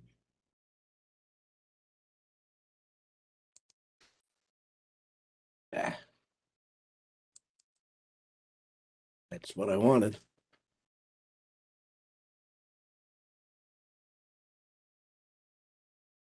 All right, it is 8:55. Time to reconvene for a feature presentation tonight. In case any of you are joining us the first time, you might need an introduction to Mr. Kenneth Bertin, former WASP president, active sports coach, solar eclipse observer extraordinaire, world traveler, including to outer Mongolia to chase yet another solar eclipse, and lover of histories. So Ken often does talks on diving into the fine weeds of the lives of beloved astronomers, in some cases not very beloved astronomers like Tycho Brahe, including a Galileo talk that is probably considered one of his classics. Anyway, Ken is not doing one of those tonight. Ken is doing his annual roundup of the most important news stories, subjective opinion, of 2021. So, for those of you like me, for whom 2021 was a blur of a lot of rather bad things, I am going to enjoy sitting back with my drink and letting Ken tell me about the good stuff that happened in 2021, astronomically speaking. Take it away, sir. Thank you very much, Diane. All right, there were a lot of things that happened this last year, and I've been pulled this from the science site. There's a space site. There's one from New Scientist. There's another one from Astronomy magazine. Sky and Telescope did a little thing, and I just went through those pretty much with a couple of advices from Bob Tremblay and a couple others who had given some of them, and ones that they felt were very interesting. So let's go through it right now, and this is in the news for 2021. The universe revealed more of its secrets this past year, and new missions will further explore our solar system and beyond. The year 2021 was one of major scientific expansion. Thanks to a variety of exploratory missions and their cutting-edge instruments, astronomers have been able to peer into the cosmos like never before. Researchers have turned the Earth into a giant telescope to view powerful jets from a black hole. Solar system surveys have revealed new moons and massive comets previously lurking undetected by scientists. The sun has also been a main attraction for research as it reawakens from its recent slumber. And here's a look at the biggest stories of 2021. The first of the stories was this discovery of comet Bernard Anelli Bernstein. Two researchers unexpectedly discovered the largest known comet to date. Graduate student Pedro Bernardinelli was looking through dark energy survey data to find objects that live beyond Neptune's orbit when he noticed an object significantly farther from the sun than the objects he planned to study. He asked his advisor, cosmologist Gary Bernstein, to have a look. It turned actually to be a comet much larger than any of the ones known so far to science. It may be 10 times wider and 1,000 times more massive than a typical comet. On top of that, this comet last swung around the sun approximately 3 million years ago. Their finding was officially designated as a comet on June 23, 2021, and named for them, its discoverers. In a big sweep of scientific luck, astronomers will only have to wait a decade to see this comet approach the sun. Most comets originate in the Oort cloud, as you know. Scientists should be able to get more accurate reading of comet Bernardinelli Bernstein's size and composition and when it makes its closest approach to Earth in 2031, although it will still be beyond Saturn's average orbit when it swings nearby. Amateur astronomers discovered a new moon around Jupiter. A previously unknown moon has been detected around Jupiter. Jupiter gravitationally attracts many objects into its vicinity. As we know, Earth has one major moon, and of course, Mars has two. But Jupiter boasts at least 79 moons, but there may be dozens or hundreds of more of them yet to be identified by astronomers. This latest discovery was made by amateur astronomer Kay Lee, that's Kaily, is his last name, Ly, who found evidence of this Jovian moon in a data set sent from 2003 that had been collected by researchers using a 3.6 meter Canada, France, Hawaii telescope on Mauna Kea. Lee confirmed the moon was likely bound to Jupiter's gravity using data from another telescope called Subaru. The new moon, called EJC0061, belongs to the Karma group of Jovian moons. They orbit in the opposite direction of the Jupiter's rotation at an extreme tilt relative to the Jupiter's orbital plane. Most of these are believed to be captured asteroids. Many do. Next is NASA will return to Venus this decade. NASA will return to Venus, which has been garnering a lot of attention recently. In 2020, researchers announced that they had detected traces of phosphine in Venus's atmosphere. It is, or phosphine it's called. It is a biosignature gas, and the news certainly reawakened interest in the planet. Venus has been visited by robotic probes, but NASA has not launched a dedicated mission to the planet since 1988, pretty much focusing on Mars. The interest in Martian exploration was the reason why Venus had been neglected for recent decades, but the second planet from the sun is also a challenging place to study.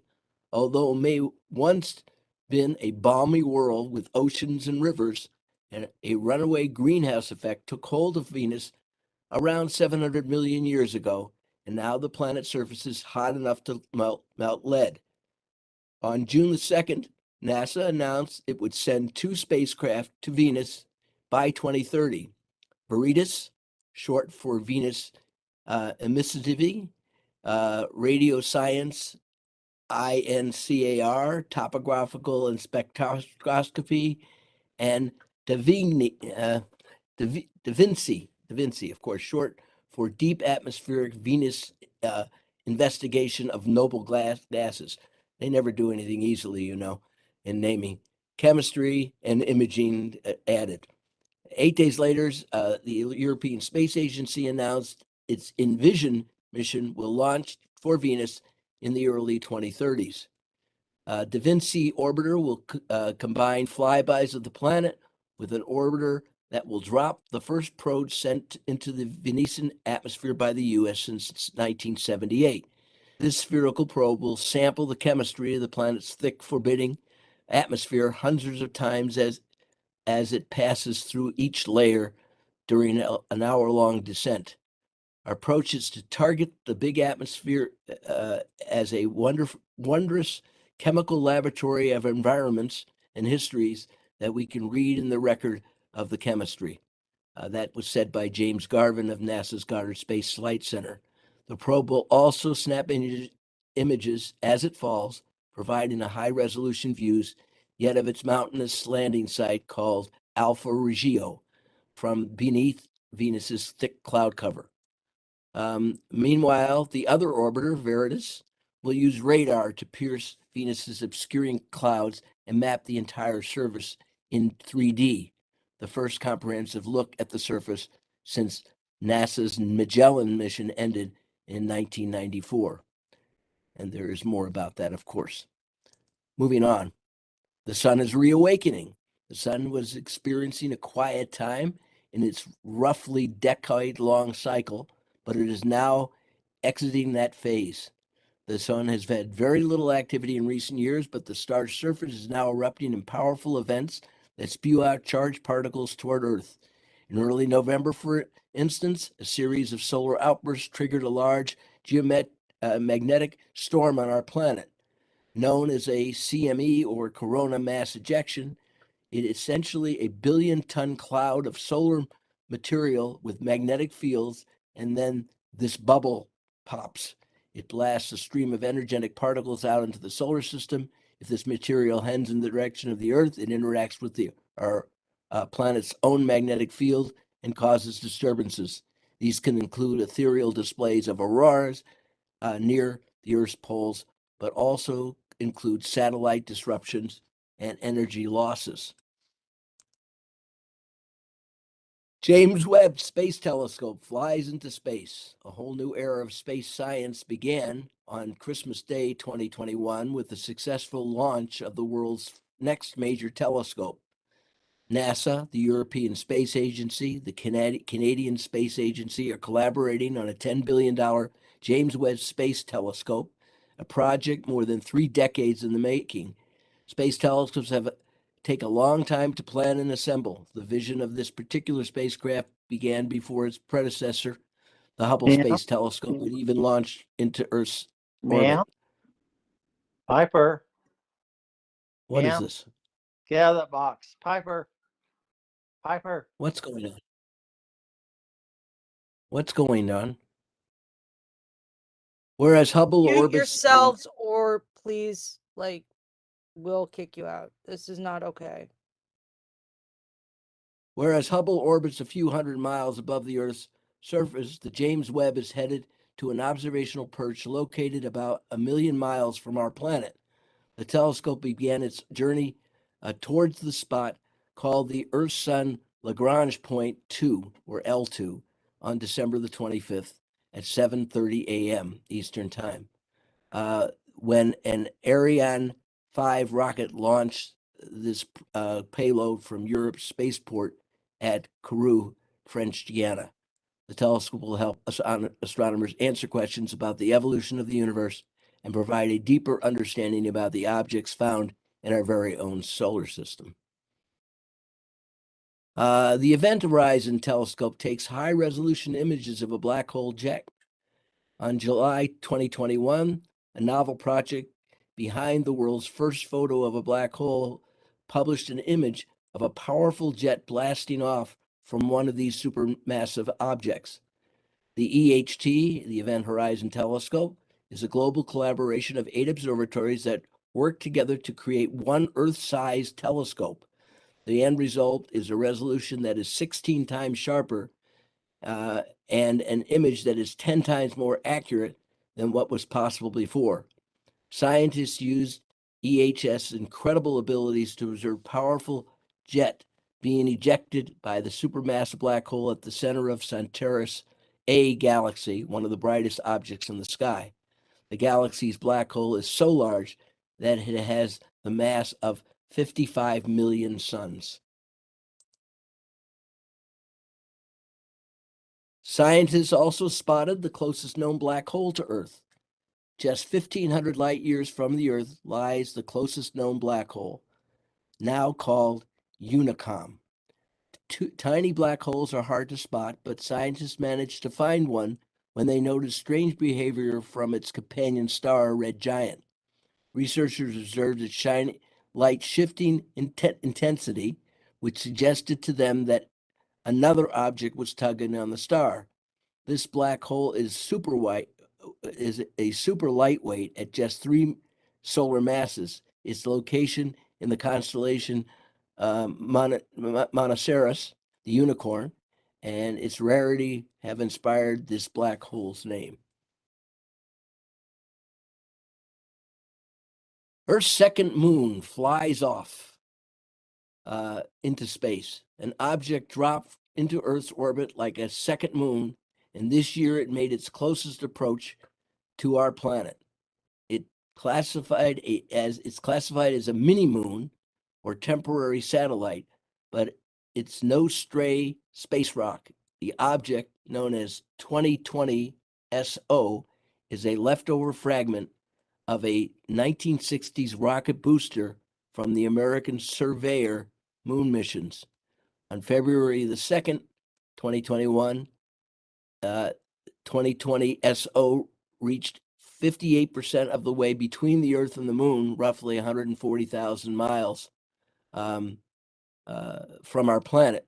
It was a It was the mini-moon's final approach, but not its closest trip to Earth.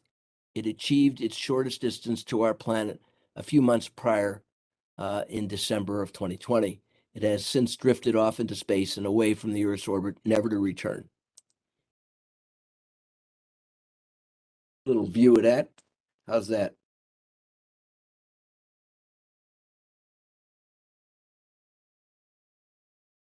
Bye-bye.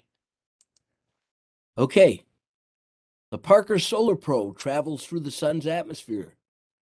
NASA's sun-kissing spacecraft swam into the structure that's only visible during total solar eclipses and was able to measure exactly where the star's point of no return is located. The Parker Solar Probe has been zooming through the inner solar system to make close approaches to the sun for the past 3 years, and it is designed to help scientists learn about what creates the solar wind, a sea of charged particles that flow out of the sun and can affect Earth in many ways.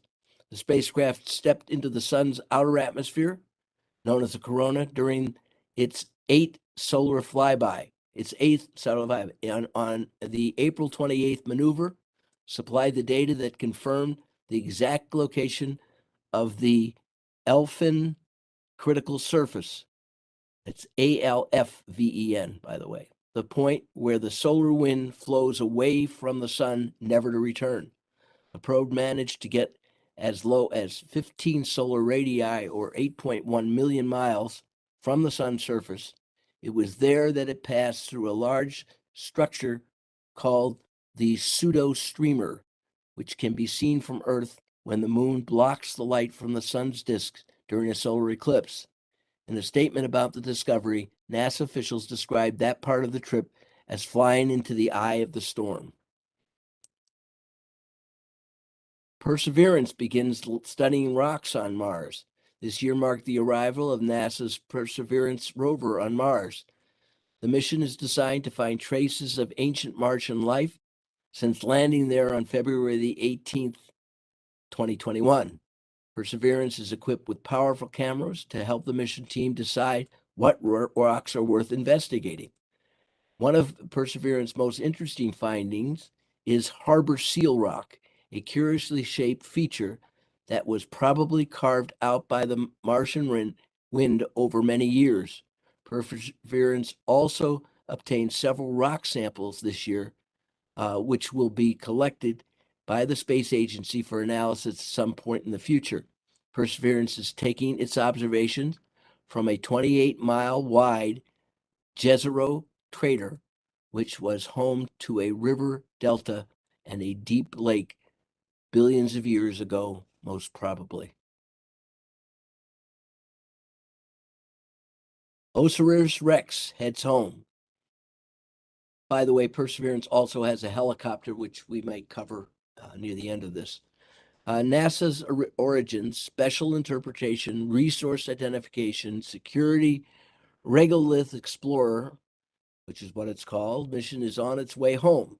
On May 10th, the spacecraft fired its engines, breaking from orbit around the near-Earth asteroid Bennu. Its home since arriving December the 31st of 2018. Locked in inside the spacecraft's sample return capsule is the mission's sample collector head, which on the 20th of October gathered an estimated 4.1 ounces or 400 grams of material from the asteroid surface during a 6-second long touch and go sample collection procedure. In fact, the sample had snagged such a large haul that subsequent photos from the spacecraft showed some of the collected regolith had wedged over a flap meant to seal it inside. The photos prompted the mission controllers to stow the head inside the spacecraft in late October to prevent too many sample particles from floating away, rather than waiting until early November as originally planned. Now its package safely stored, Osiris-Rex is headed toward Earth and will fly past our planet on September the 24th, 2023. That's when it will release the SRC to parachute to the ground while the spacecraft continues onward, ultimately to orbit the sun between Venus and Mercury. If approved, a suggested mission extension could later send the craft to visit 99942 Apophis in 2029. The mission follows the footsteps of the Japan Aerospace Exploration Agency's Hayabusa 2, which in February of 2019 collected samples of another near-Earth asteroid, Ryugu, returning from Earth to Earth on December the 6th, 2020. Like OSIRIS-REx, Hayabusa 2 performed a flyby of our planet, is now headed to visit 2 more Earth asteroids, and NASA received and is currently studying a portion of Ryugu's soil in exchange for sharing a sample from Bennu. Scientists take a peek behind a black hole. Einstein's theory of general relativity has been confirmed several times in recent years, and last year it was reinforced yet again with the first observation of X-rays coming from behind a black hole bent in our direction as the black hole's gravity warps the shape of space-time around it. Although light cannot escape from inside a black hole's event horizon, we can see signals emitted from the outside this boundary where a superheated, fast-moving accretion disk of material swirls inward. This is a region astronomers were looking at within the heart of the galaxy, Zwicky 1, located 800 million light years away, using 2 X-ray space telescopes, NASA's New Star and the European Space Agency XMM Newton. There they were watching the supermassive black hole for bright flares, X-ray lights from its corona, a spherical region of energetic particles around the black hole. But a short time later, after each flare, the telescopes recorded a fainter X-ray flash at a different wavelength. These flashes, the team determined, were the echoes of each flare reflecting off the portion of the accretion disk blocked from us by the black hole shadow. The change in wavelength of the light indicated the reflections had been twisted and stretched by gravity until they arced around the black hole and back toward Earth. The Hubble Space Telescope hiccuped. Even after nearly 32 years, Hubble Space Telescope remains one of astronomy's great workhorses. But with hard work comes wear and tear. And with the space shuttle retired, there is no way to physically repair the aging space telescope.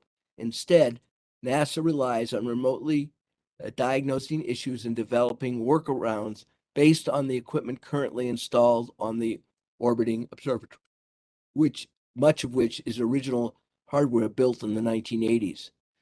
About 4 p.m. Eastern Daylight Time on June 13th, Hubble's payload computer, which manages the onboard suite of instruments, stopped working in response.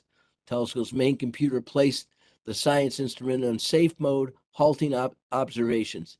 A June 14th reboot of the payload computer failed to solve the issue, leading to nearly a month of careful testing to determine and resolve the problem that had crippled the observatory, and it is now functioning again. Cosmic Webb shows off its glow. Cosmic Webb is a vast network of filaments of dark matter and normal matter, stars and gas, strung through the universe like a spider web. Galaxies lie along these filaments, with larger groups of clusters of galaxies congregating where filaments cross and intersect. Although it is all around us, the cosmic web is notoriously difficult to observe. Astronomers can only see it when hydrogen gas, either inside or outside the galaxies, strung along these filaments, glows. But this hydrogen needs something to light it up, either a galaxy's stars from within or a bright light source, such as a quasar or a galaxy cluster shining on it from the outside. Researchers have seen the latter, but these are rare, specific cases, and seeing only unique circumstances limits our understanding of the universe as a whole. The sparse picture is now beginning to change. A paper published on March 18th in Astronomy and Astrophysics highlights a new image of the cosmic web taken by staring at a single region of the sky for 140 hours over a period of 8 months. The groundbreaking shot was captured with the multi-unit spectroscopic explorer on the European South Observatory Very Large Telescope in Chile. After a full year of data processing, the resulting image reveals light from hydrogen strung along the filaments of the cosmic webs as they appeared 10 billion to 12 billion years ago. In all, the image shows 5 filaments at different distances. These filaments are glowing because embedded within each structure are thousands of small, faint galaxies. These galaxies are too small to spot individually, but together, light from hydrogen within them combine to create filamentary glow seen in the image. There's more to that story as well. Citizen sciences aid in major discoveries. Citizen science allows everyone of any age and from anywhere on the planet to participate in meaningful scientific discovery. Platforms such as Zooniverse have encouraged researchers in astronomy and other fields to invite the public to take part in a wide array of accessible, engaging projects.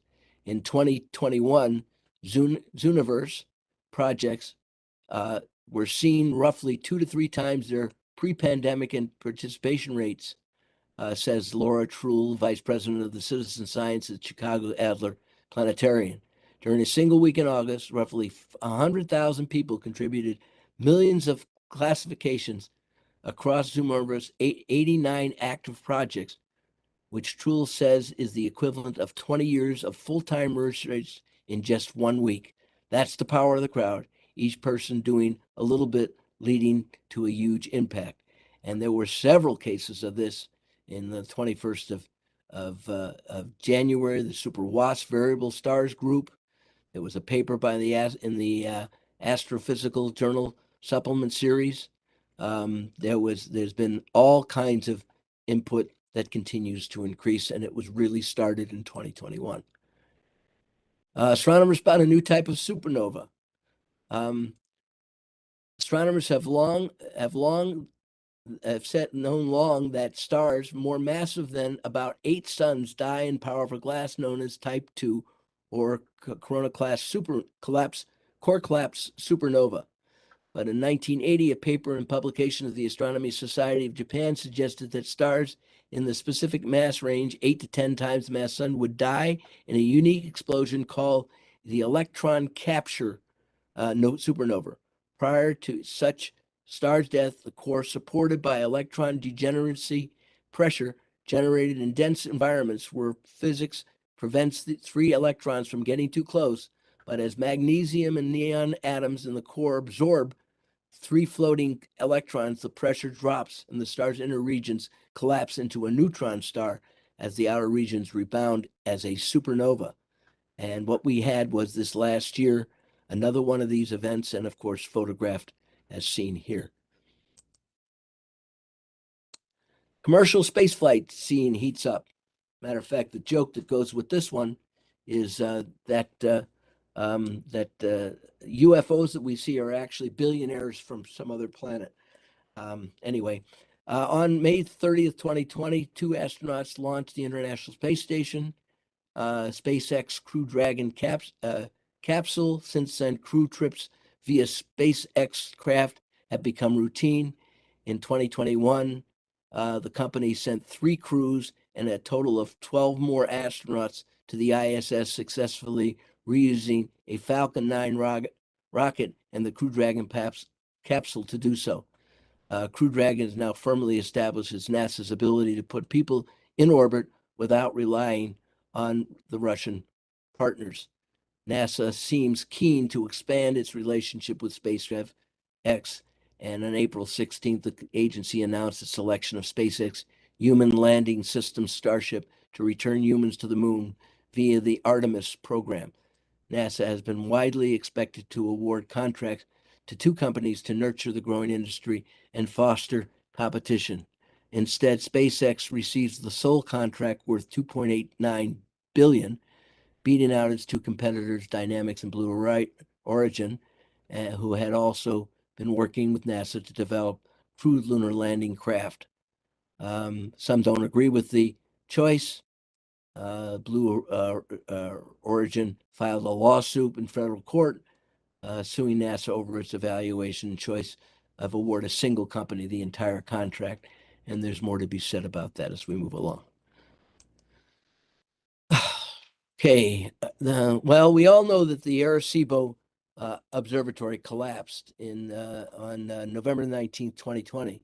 The U.S. National Science Foundation announced it would be decommission the famed Arecibo Observatory. The statement came following a 3-month period that saw failure of first an auxiliary cable, then a main cable support, both connecting the telescope's 900-ton receiving platform at one of the 3 support towers. Engineers had determined repairs could not be made without risking further damage to the telescope, or more importantly, the safety of construction workers and faculty staff. NSF planned to execute a controlled demolition, but the observatory had other ideas. At 8 a.m. on December the 1st, the receiving platform fell nearly 500 feet into a 1,000-foot wide dish below, destroying both with the crash. The loss of the Arecibo is shocking, and several virtual online vigils have been worked into the telescope. Some didn't agree with the choice of, on August 13th, the Blue Origin filed a lawsuit in the court, federal claims, suing NASA over its evaluation choice and its work with that particular wonderful telescope. And Mars gets busy. Last year, our top-ranked science story was Mars, specifically the launch of 3 new robotic missions found for the red planet. This year, Mars tops the list yet again, because now those launches have come to fruition. First on the scene was the United Arab Emirates Al Amal Hope Orbiter, country's first interplanetary mission. Hope slipped into Mars orbit on February the 9th, making the UAE the 5th country to ever reach the planet. The orbiter is now studying Mars' thin atmosphere, tracking states such as temperature, humidity, the dust levels throughout the next Martian year, which lasts 687 Earth days.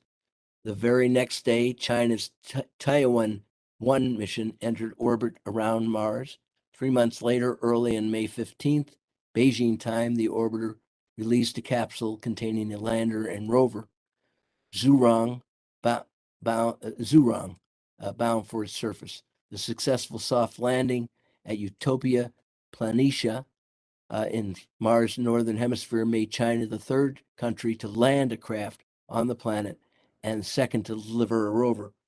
On May 22nd, the solar-powered rover drove off its platform to begin its planned 90-day search for subsurface water and ice, as well as signs of life, obviously. By the end of August, the rover had driven more than 3,490 feet, which completed all its assigned tasks and exceeding its original mission parameters. NASA's Perseverance rover reached Mars last, although it landed before Zhurong, arriving in February 18th. The car-sized rover touched down at Jezero crater, which we mentioned before, near an ancient river delta, using the same sky crane maneuver as Curiosity in 2012. On the highly anticipated mission's first major milestones came 2 months later. Perseverance carried Ingenuity, a softball-sized 4-pound, 4-bladed helicopter designed to test the feasibility of such craft on the red planet, where the atmosphere is less than 1% of the density of the Earth's.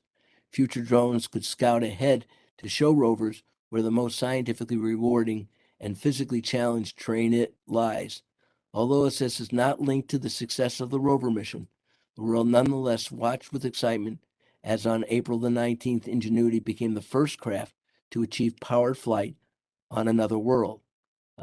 After its first test, which lasted 39 seconds and involved hovering 10 feet off the ground, Ingenuity trips grew bolder, longer, and more complex. By early November, Ingenuity had successfully completed 15 flights, achieving altitudes of up to 39 feet and a maximum single flight distance of 2,000 feet. Perseverance was busy as well. On April the 20th, the rover's Mars Oxygen in situ resource utilization experiment, or MOXIE, successfully converted carbon dioxide from the ambient atmosphere into about 5 grams of oxygen. This crucial demonstration lies at the groundwork for scaled-up operations that might generate oxygen for astronauts to breathe and power rockets lifting off the surface. August the 6th, Perseverance drilled for its first rock sample to be stored in a titanium tube for later retrieval and return to Earth. Another mission first. As instructed, the rover drilled into the target rock and performed the steps to place the sample into the tube. We were all starting to get that feeling you can get in the business when a big milestone comes together, that project manager Jennifer Trosper wrote in a NASA blog. There was a snag. A check to measure the sample's volume indicated the tube was empty. Further checks that the rover had not dropped the sample outside the tube turned up nothing as well. The only reasonable interpretation is the rock fragmented to dust and sand as the drill spun.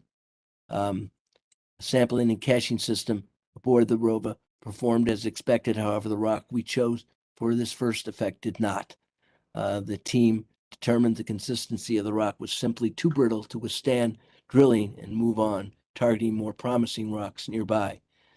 And on September the 6th, NASA announced Perseverance's second sample collection attempt appeared successful. September 6th, the rover confirmed the sample's presence, sealed the container, and stored the tube for later drop-off with other samples. Perseverance will continue exploring its landing site for several hundred days, traveling up to 3 miles and caching up 8 samples. It will then set off for the river delta to search for signs of ancient life. And this is the last story. This is from the University of Leicester on April 4th. New research has revealed the solution to Jupiter's energy crisis, which has puzzled astronomers for decades. Astronomers have created a detailed global map of the gas giant's upper atmosphere, confirming that Jupiter's powerful aurora are responsible for delivering planet-wide heating. New research published in Nature has revealed the solution to Jupiter's energy crisis, which has puzzled astronomers for decades. Space Times at the University of Leicester worked with colleagues from the Japanese Space Agency, Boston University, NASA's Goddard Space Flight Center, and the National Institute of Information Communications Technology to reveal the mechanism behind Jupiter's atmospheric heating. Now, using data from the Keck telescope in Hawaii, astronomers have created a more detailed yet global map of gas giant's upper atmosphere, confirming for the first time that Jupiter's powerful aurora are responsible for delivering that planet-wide heating. Is said. Dr. James O'Donoghue is a researcher for JAXA and is leading author for the research paper. And he said, we first began trying to create global heat map of Jupiter's uppermost atmosphere at the University of Leicester. The signal was not bright enough to reveal anything outside of Jupiter's polar regions at the time, but with the lessons learned from that work, we managed to secure time on one of the largest, most competitive telescopes on Earth in some years later. Using the Keck telescope, we produced temperatures and maps of extraordinary detail. They found that temperatures start very high within the aurora, as expected from previous work, but now we could observe that Jupiter's aurora, despite taking up less than 10% of the area of the planet, appeared to be heating the whole thing. Research started at Leicester and carried on at Boston University and NASA, and ended at JAXA in Japan. Collaborators from each continent working together made this study successful, combined with data from NASA's Juno spacecraft in orbit around Jupiter and JAXA's Hiccuped spacecraft in an observatory in space. There has been a very long-standing puzzle in the thin atmosphere at the top of the very giant planet within our solar system. With every Jupiter space mission, along with ground-based observations over the past 50 years, we have consistently measured the equatorial temperatures as being much too hot. This energy crisis has long been a standing issue. Do the models fail to properly model how heat it flows from the orb? Or is there some other unknown heat source, the equator? And it continues on and explains how the aurora and the has worked in that behalf. And if you want to hear anything else about that, you can certainly get a hold of me and I'll read you the entire report. Are there any questions? That kind of does it for in the news for 2020. 2021. Questions for Ken. 2021. Go ahead. Ken, what was your favorite story? Like My personal favorite favorite, story. not My favorite story is the one about perseverance. I just thought that was just nifty. The second most one was actually this one about the auroras of Jupiter. I found that to be fascinating. And that story goes on for quite a while longer, and I didn't want to really, those that were not asleep yet would probably fall asleep after we got to some of the other. But again, if there's anybody who wants to know any of these things, you're certainly ask me. I do have. It is a large report, and those were the best stories that we saw through the year. And there was only the interesting thing about it is that several sources that I had, there were only a couple stories that were duplicated. And the resources I used were about 5 of them, and I just took the best ones out of the ones that they gave. It was fascinating to read because there's so much information that is still coming out of what we started in 2021. 2022 is getting to be a pretty cool time too. We have a lot of things that are going on now. But the other story also which kind of caught my eye was the jet from the black hole. I thought that Jerry would kind of get a kick out of that one. That was another thing that we just figured out how to do it. Any questions at all? Well, I guess I covered them all. all right. Thank you very much, Ken, for giving us a rundown of the good parts of 2021. We will be reconvening third Thursday of the month for a virtual Macomb meeting. I hope to be there, but those are the days I work late, so you may be led by our first Vice President, Bob Tremblay. In the meantime, I'm sorry we can't invite y'all to join us at the Redcoat Tavern tonight, but hey, maybe in May, we'll see some of y'all at our old table back at the Redcoat. Until then, signing off. Thank you, everybody. Thanks to our speakers. Thanks to our officers. And remember, we've got events this weekend on Friday. Stay tuned for the email blast. See ya. Good night. Night all. Bye. Bye. Thanks a lot.